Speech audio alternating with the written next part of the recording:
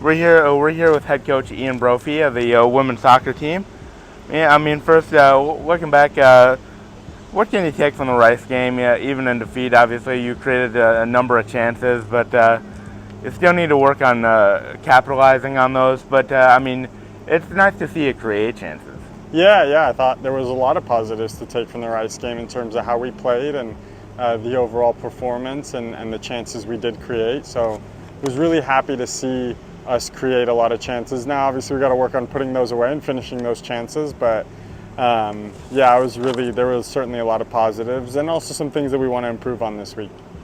And then, what do you guys do differently to put more pressure on Rice's defense compared to the first two? I mean, obviously the defenses were a factor, but you had to have done some things better than you did in the previous two games. Yeah. I thought we had a little bit more composure on the ball, especially building out of the back. I thought we had a lot more composure and calmness, and were able to find the right pass more often than not, which I think helped us have an offensive foothold in the game. Thought Taylor had a really good game in terms of stretching their defense and putting them under pressure.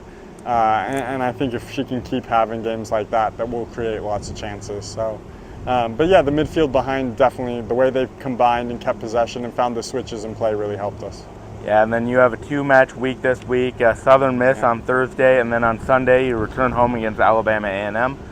I mean, first against Southern Miss. What do you see from them? I mean, they were tied at half against Ole Miss, an SEC opponent. And then they just picked up their first win last time out against Mississippi Valley State. So what do you see from them? Yeah, coming into another team that's probably has a little bit of confidence coming off their first win.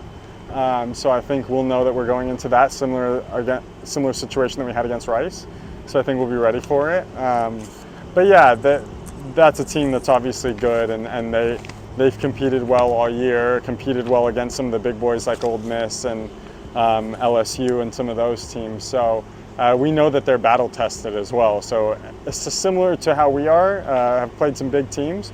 We know that they've kind of been playing at that level as well. So we know it's not going to be an easy afternoon, and we're going to have our work cut out for us.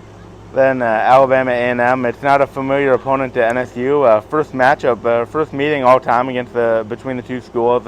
And first, what do you kind of expect from them? I mean, I believe you know their head coach, so what do you expect from them? Yeah, not a familiar opponent for NSU, but a familiar coach on the other sideline for me, which is nice. Yeah, Prince is a great guy, and so I'm looking forward to getting to see him and getting to see him on the other sideline. But we know that he'll bring a really prepared team and a team that's going to play quality football as well.